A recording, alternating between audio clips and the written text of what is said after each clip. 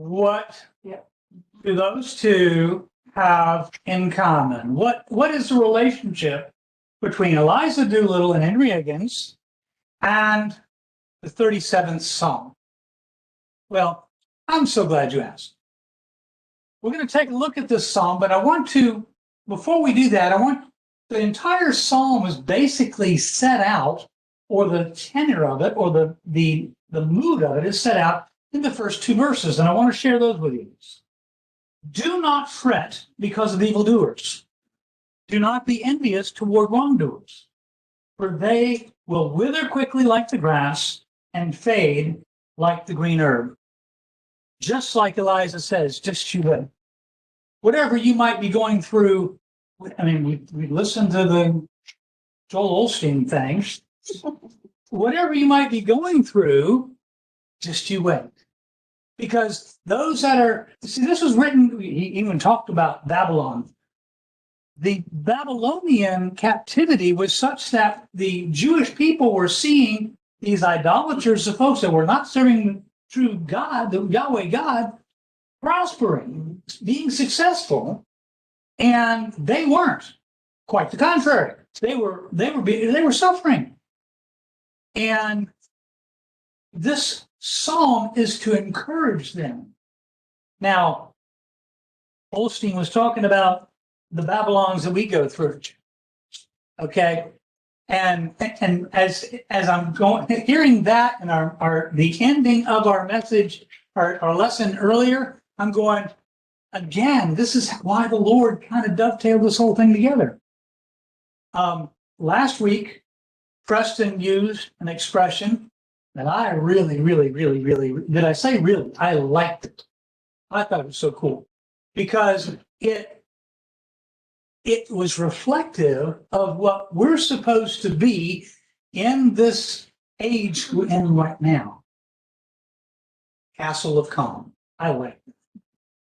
And what we're going to do today is we'll look at 7 C's, not S-E-A-S, but 7 letter C's of the Castle of Calm. And we find the first one in the beginning of verse 3, and we talked about this at the very end of the last session, and so that really kind of falls into this. The first C is the word confidence. We see that in the word trust. Confidence. We talked about it in the last hour. After the resurrection, after the seeing the resurrected Christ, after the imparting of the Holy Spirit upon them, they had a confidence. And just like we talked about in the first hour, when Jesus said that it's finished, it still remains finished. So we can have that same confidence. This is the word we're getting that from, is the word trust. Excuse me, the Hebrew word there has all of that encompassed within it. It's more than just faith. It's I hate to use this word because it's misunderstood, but let me explain it. It's a carelessness. It's a carelessness. It's a sense that I don't have to have a care about it because God's going to handle it. Whether we used to say in the old days, here, there, in the air, God's with me. He's got me. This is the confidence with which we can walk. It's even more than faith. And I want to kind of stress this faith thing for just a moment. I've used this illustration before. I've talked about it before. Please bear with me if you've heard it. When I was a scout leader, I was chaplain of the scout troop, and I was typically setting up a campsite for myself that was comfortable. I knew how to camp. Okay, I like camping. And I'm not talking about black and white TV at the Holiday Inn. I'm talking about in a tent, okay? And in a tent, we would have a campsite, and it was just delightful. And I set up an area this one time where I had a tarp over the area just outside my tent because, quite frankly, the tent was too small for me to stand up and pull my britches up. Okay, you with me? And so I would go outside and finish that outside, and I could do it without being rained on. And so I had this tarp set up, and the trees weren't all located just exactly right. So I actually set up a branch that I found that was down to support one corner. And I tied it down and all that kind of thing. And it looked so good. I actually hung my backpack on that backpack. That's the real nice part of the Holiday Inn, where you have all your stuff in it. Okay. So I had that there, and I had a scout come to visit me, and he wanted to talk about a future career in the Marine Corps. Okay. And I remember it vividly. And I was like, okay, I don't think that's a good idea for you. But before I got to all of that, I was like, he had come in and sat down and leaned against this post that had my backpack on it. That was not a tree. He had faith. He had confidence, but it was misplaced. You have to have your confidence and your faith and your trust in the Lord. And by the way, in this short passage, the word Lord appears 3 times. And all 3 times, it's Yahweh. It's God's covenant name. So anyway, I had to explain to him that you really don't want to lean against that. He didn't move. He stayed there. Just like you guys, when you came in and sat down, there was a confidence you had in the chair that it was going to hold you. And this, I mean, let's face it, some of these are substantial. Some of you were actually exercising a little more faith than others, because most of the folks in here had a history with these chairs. It had happened before that everything worked out okay. Can I tell you that sometimes the confidence we have has a history with it too? Don Norman used to sing a song at the opening of the Old Time Gospel Hour. I'm not going to sing for you, but I'll give you the lyrics. We've come this far by faith, leaning on the Lord, trusting in his holy word. And here's the part you want to hear. He's never failed us yet. When your confidence is in the Lord, and you've got a history where you've seen that happen, Paul used to say over and over and over again, he is rarely early, but he's never late. When you've got that kind of confidence, you can be a part of that castle of calm.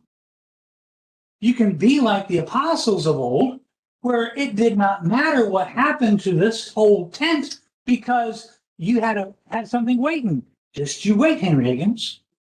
Because the ones that are evildoers, that are still prospering, their prosperity is going to end. Their confidence is misplaced. The second C, we talked about this, and I tried my very best to keep quiet about this, because it was almost like it was running all over it.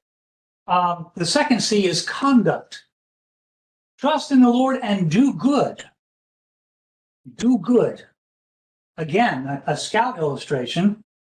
This reminded me of the scout oath. Now, for those of you who are not familiar with that, on my honor, I will do my best to do my duty to God and my country, to obey the scout law, to help other people at all times. That's what the scout oath is. I won't finish it. To help other people at all times. That's what this doing good is. And not because it helps us earn. We cannot earn. And by the way, I hope you caught it. It is the grace that brings the mercy. They're not the same. People think they're the same. Let me give you a quick understanding of that. Grace is receiving what you do not deserve. Mercy is not receiving what you do deserve. That's the difference. And it's the grace that brings the mercy. And because we have that, we're to help other people at all times. The words here are talking about not only doing good things, but doing things that are profitable, things that will benefit other people, things that will help. Our conduct is going to help us to be part of this castle of calm. I really love that expression. You may hear that a lot more. You may see, bumper stickers of that. I'm part of the castle of calm. Because folks are going to ask, castle of calm in this world of chaos? We can be. We can be that. Our conduct is going to help people to understand that we have vested in and we're in the fortress that is the castle of calm. When you're in this castle, like the apostles were, bless you, nothing can touch you. Nothing can bother you. Nothing can upset your apple cart. You've got this confidence, and then you've got this conduct that displays that. And I love this next word. The next C is the word comfort. We get that out of the word dwell in the land.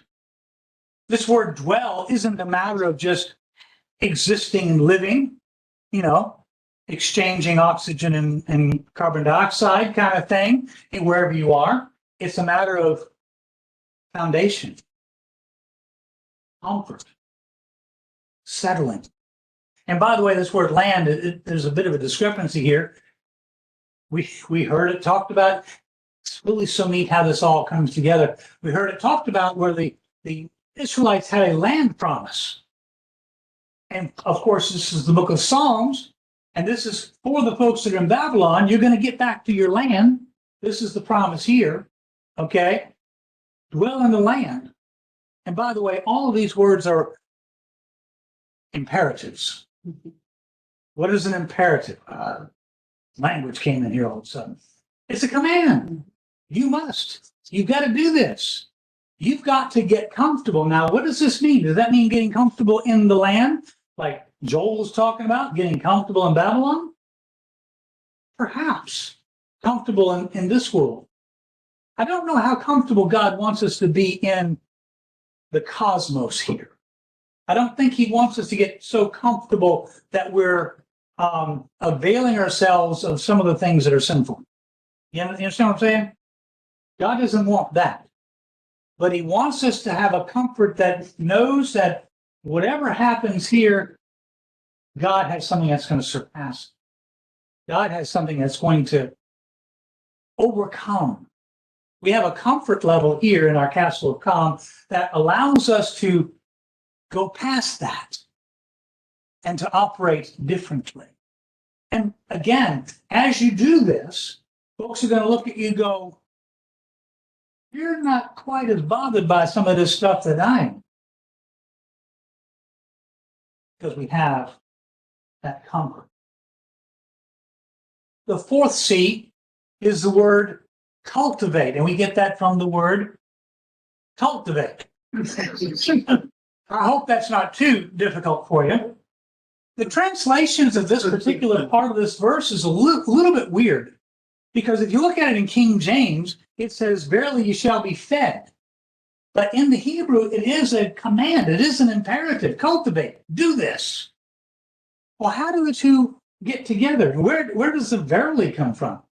Well, if you look at the Septuagint, okay, whoa, Septuagint is the Greek translation of the Hebrew Scriptures. And believe it or not, they actually had some Hebrew scholars that had a part in that. And what they brought back over into the Greek actually reads, be shepherded in his abundance. That's the way the Greek would read in the Septuagint. Be shepherded. Well, how does that come from cultivate?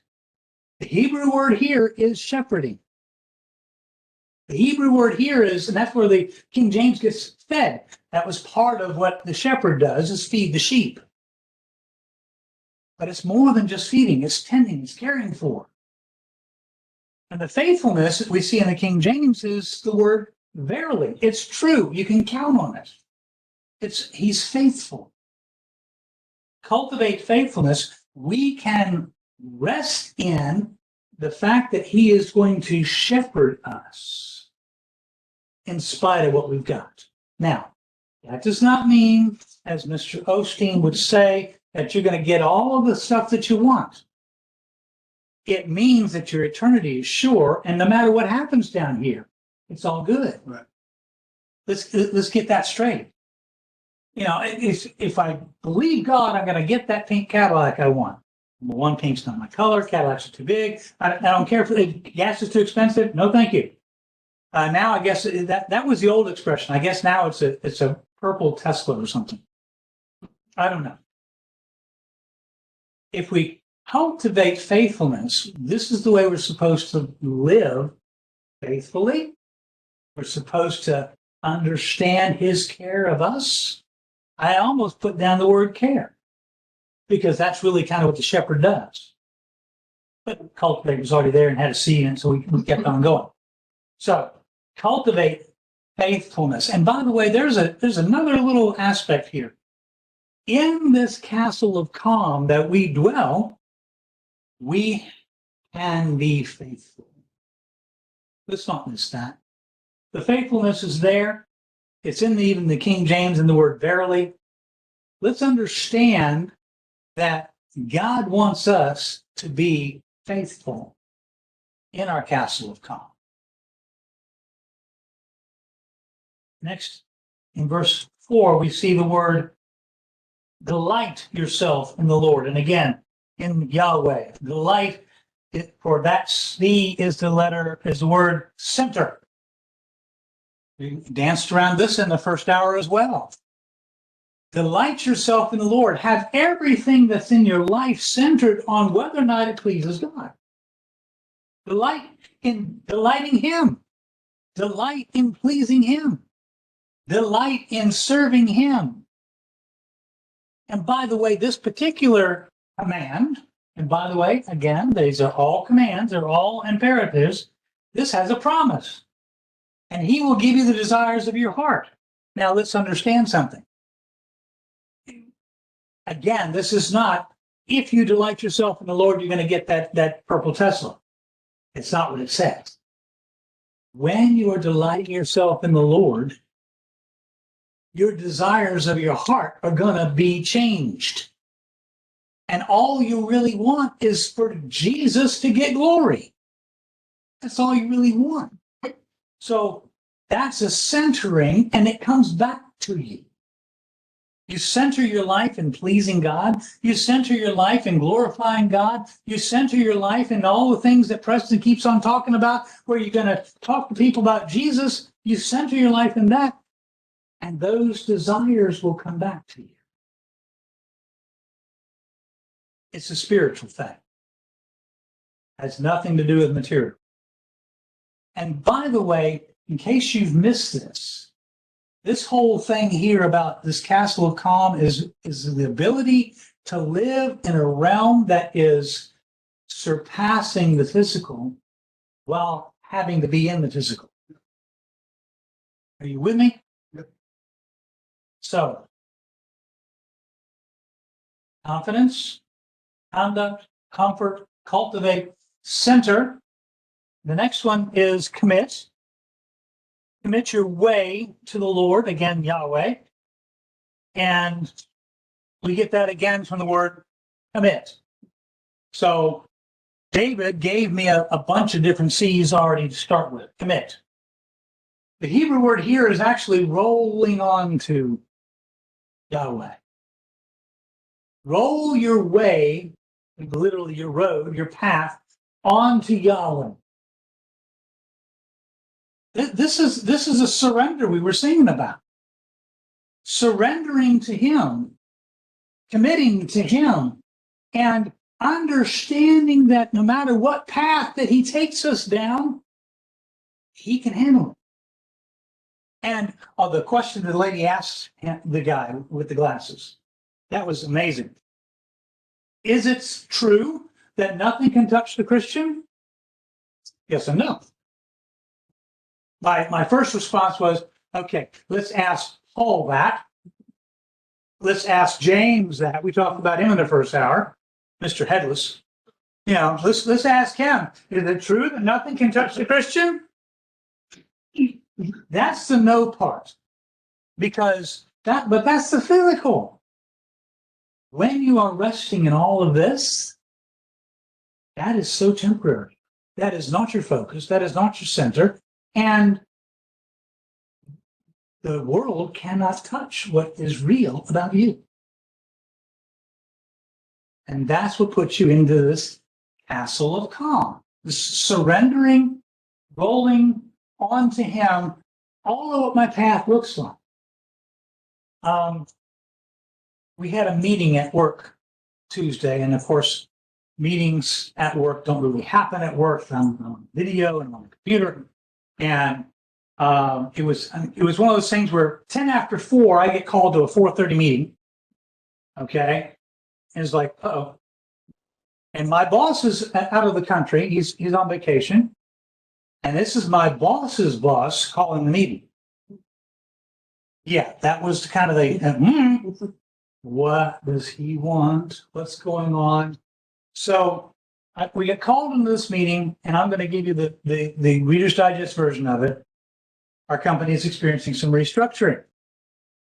That's code. Yeah, I heard all of that.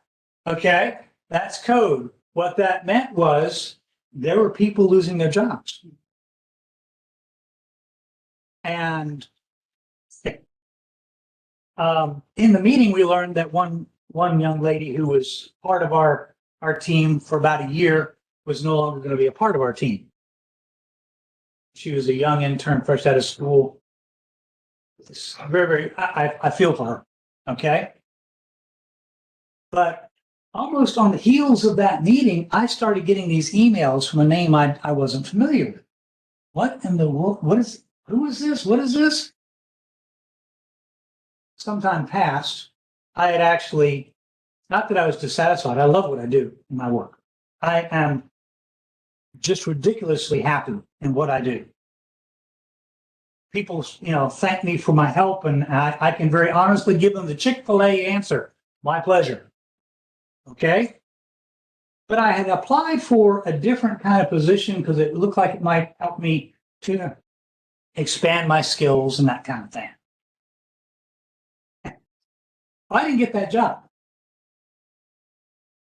The guy whose name I did not recognize is the one who did get that job.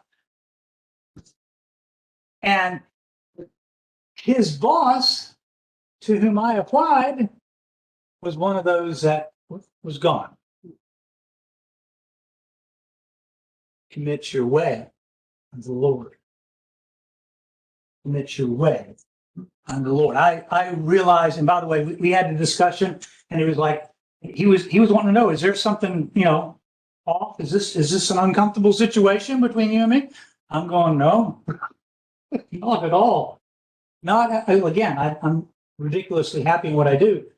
And he actually made the comment. He says, well, on one hand, I think you might feel like I won because I got the job. But on the other hand, I'm feeling like you won because you didn't.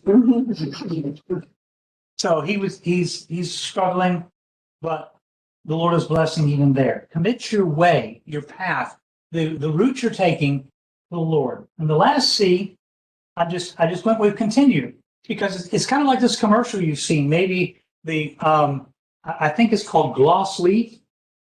Sip, beautify, repeat. Sip, beautify, repeat. That's what this is really saying, because the same word trust here in verse 5 is the same trust that we talked about earlier. Repeat. Continue trusting. Continue having confidence. Continuing to display to the world around, the world at large, where your confidence is. What are you trusting? You can't trust the market. You can't trust.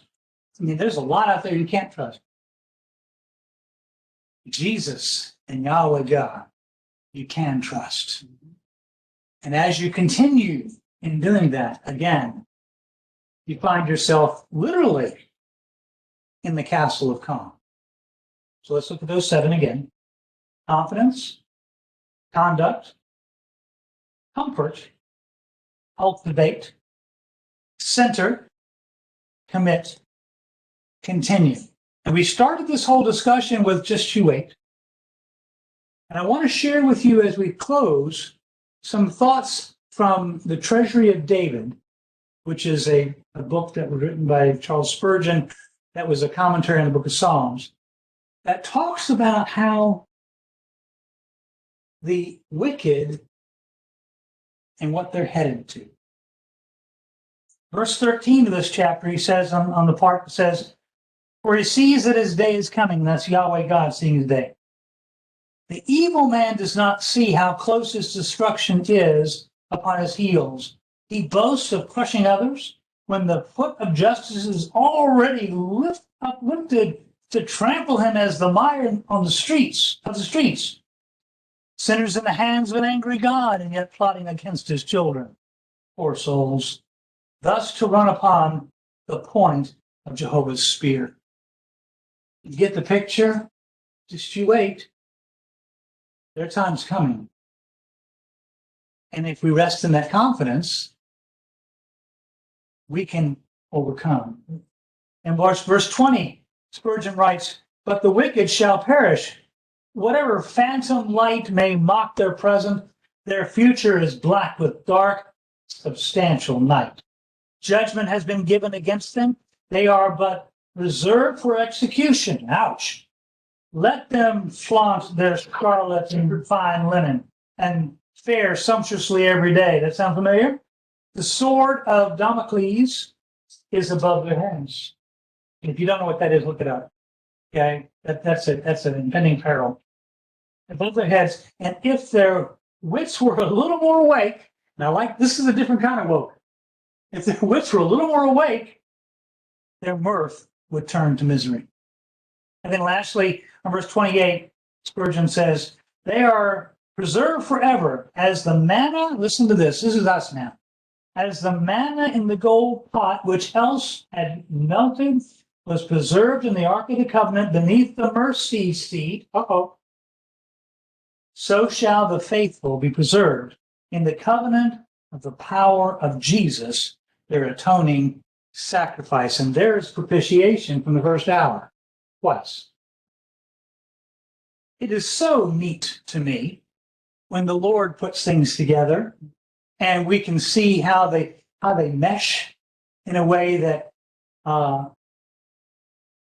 maybe we didn't anticipate. I didn't anticipate it. All I'm trying to do is be obedient. And by the way, there was mention by Bruce of the eyes from Myers-Briggs. The opposite of an I, in case you have not figured it out, is an E for extrovert. I took the Myers-Briggs, and I didn't dominate either way. They actually marked me as an XNTJ. Now you know. And see, now he's going through it. He knows the Myers-Briggs and what all his letters stand for. I was right in the middle. I'm an XNTJ. And if that means something to you, great. But it was just one of those things we was talking about going, well, I'm not very extroverted, except when I'm doing it. I'm mostly introverted. I'm not the one that's going to initiate a conversation. Riding on a plane, remember how you've heard preachers talk about, they're engaging with someone in the seat next to them? I'm in my book. I may pull out my laptop and start writing, whatever. I'm not engaging the people because that's the introvert part of me. So, those are the 7 C's of the Castle of Calm. I hope you're part of that. I hope you enjoy that. I hope you are experiencing all of that so that when you are out and about, people will go, how in the name of anything can you be what you are in the midst of all this mess? And then you get an opportunity to tell them.